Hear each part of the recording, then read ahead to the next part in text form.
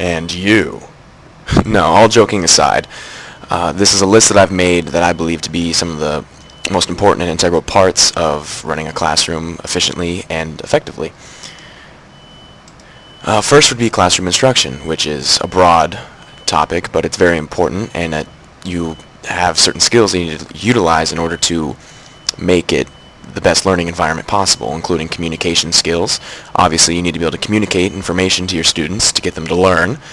Creativity, you need to make it entertaining and think of ways that you can instruct boring topics that are necessary to learning, but also get students' attention and get them to listen.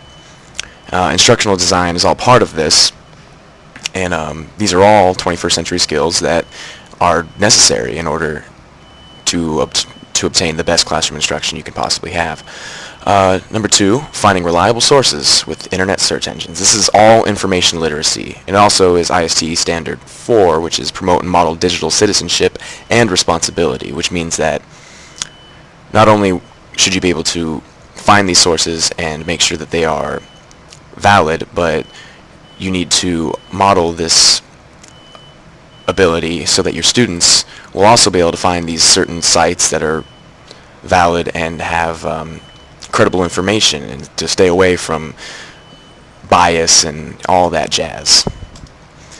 3, engaging students and sparking interest. This is one of the most important in my opinion, and ISTE Standard 1 says you must facilitate and inspire student learning and creativity, and so obviously that word creativity comes up a lot. And critical thinking, I put that in there because I believe that critical thinking is one of the best ways to spark interest, because if you get students to ask questions instead of just give answers, they are involved and they generally are interested, and they're just not listening to information regurgitated from a textbook, and it's remarkable. And instructional design also goes along with this because it is part of classroom instruction in order to engage your students.